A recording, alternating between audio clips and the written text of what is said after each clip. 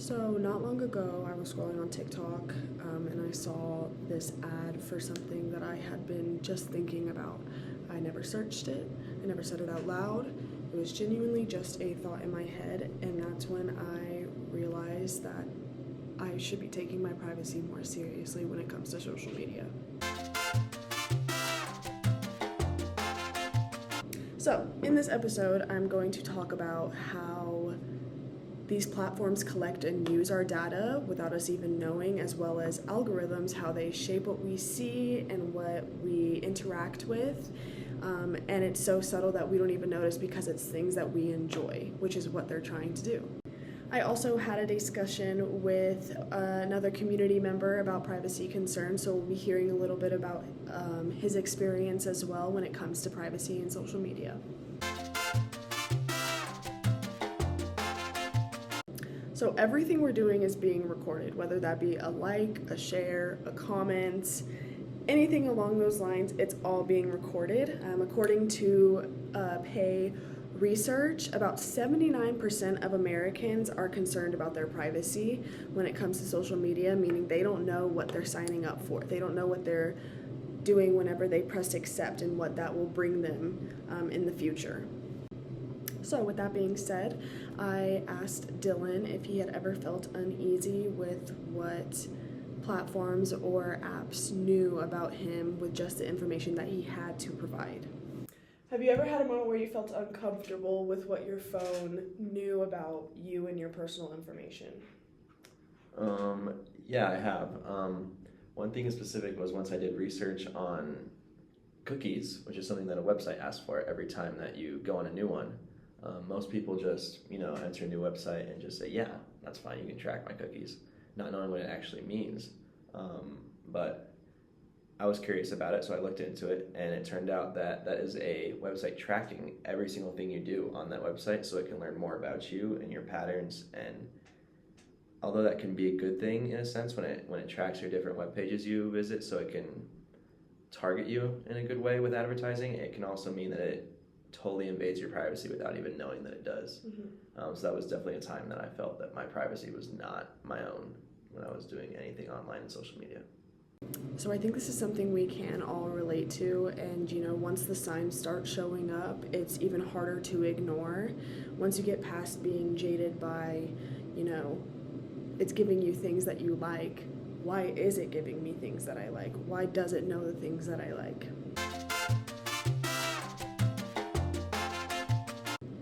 And then there's the algorithm, the invisible force behind what we see, what we buy, what we think, and they're designed to predict the content that will show up on our feed. And it takes what we like, what we share, what we comment on, it takes that and it regenerates more and more videos into our feed because it's assuming that's what we enjoy and what we want to see more of. That's why it's so difficult to notice these signs when it's things that you enjoy watching or interacting with. So I asked Dylan if he had noticed his own feed turning into an algorithm that was completely designed for him. Have you ever noticed how your feed changes based on what you look up or what you talk about, and how does that make you feel? Yeah, I've definitely noticed that, honestly, a lot of times throughout my time, searching online or going through social media and stuff. A recent time was I was actually talking to one of my friends about buying my girlfriend a ring, and as soon as I said that, before I had even looked at anything online, my Instagram actually started recommending me these rings. And there are certain things like that that kind of make you feel kind of queasy and kind of uncomfortable. And I definitely think it shows that we don't have the privacy we think we do. Even if you believe in things like,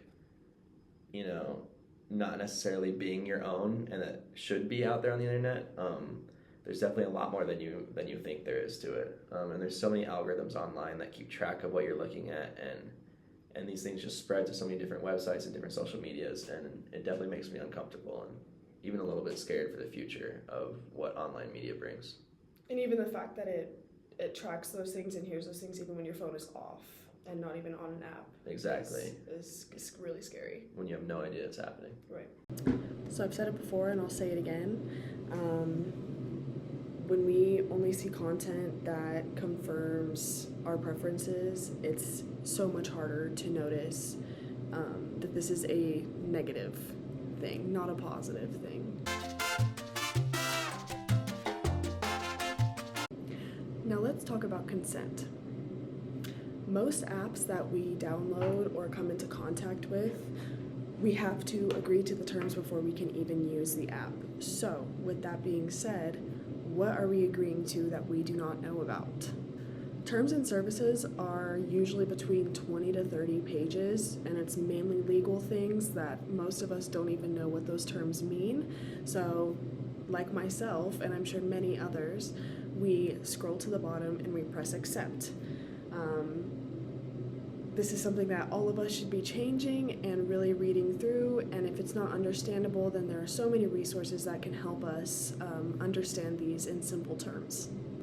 So there are some new laws like the EU Digital Service Act that's trying to push more transparency when it comes to privacy in social media, but there are still so many of us that are left in the dark with how to proceed and move forward with making sure everything that we want kept secret is kept secret. So I asked Dylan if he felt like he actually knew what he was agreeing to whenever he would press agree to terms and agreement or press that he consented, if he actually knew what he was consenting to. I know we already talked about websites asking to track your cookies, but are there other apps or platforms that you feel like you didn't know what you were fully signing up for when you pressed agree? Yeah, definitely. I think that's not only something on social media, but just in general. When you think about contracts and stuff, you should really read through each part of it to really know what you're agreeing to. If you were in a courthouse and you were agreeing to a contract, you'd read through every part of that, right? Mm-hmm. But when Apple has a software update and it asks you to agree to their new terms, you don't look through any of that. And I'll say that I've done the exact same. I'm guilty also. I've just pressed agree. And, I don't think people are going to change that. It's a lot of reading. It's a lot of work, Mm-hmm. People don't want to do that just to use their phone. Right. And I don't think that Apple is necessarily maliciously looking to take advantage of you doing that. But the point is that there's the small print. Yeah, they could be. That they are purposely making smaller. And Apple's just an example. There's so many companies, and who knows when someone is in charge that has that malicious intent and wants to take advantage of you doing that. And that's why it's important to really know what you're agreeing to at all times, because social media especially is so good at, really making sure that you're agreeing to something that you shouldn't be agreeing to. 100%. So that's the hard part. We think we know what we're sharing and what we're choosing to share, and that's just not the case. It's more so whenever you click download, that's when the choice is basically made for you about what is put on the internet and what is not.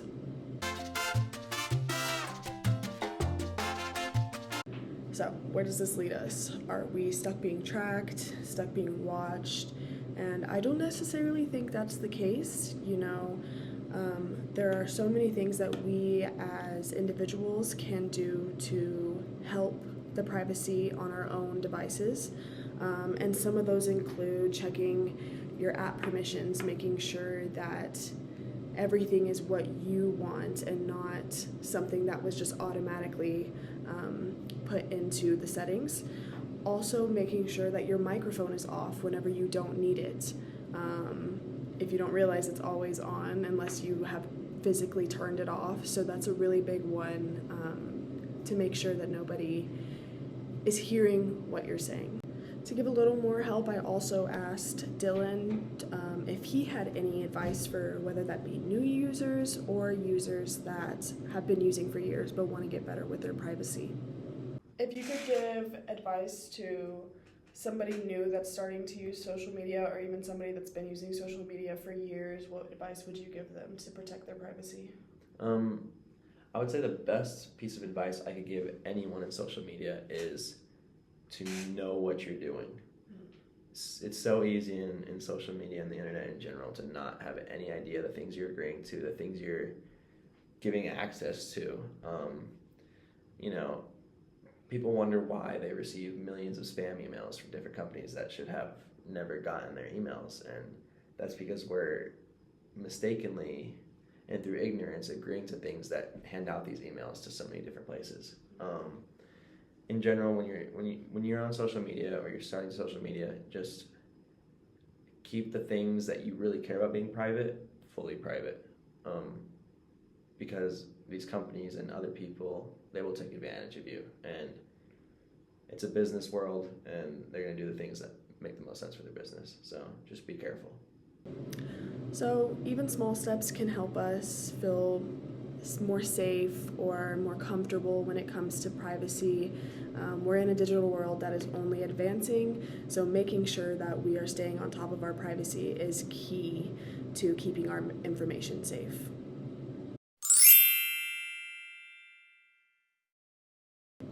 So next time you open a social media app, whether that be one that you've been using for years or one that you have just downloaded, make sure that you are checking your privacy settings, staying up to date with them, and making sure that they are to your liking. It's super important to keep your information safe and make sure that you feel comfortable with what you're putting out on the internet. My name is Hannah. Thank you so much for listening to my podcast about privacy concerns in social media. I hope you all stay safe and stay smart with your privacy, and I hope to see you guys again soon. Thank you.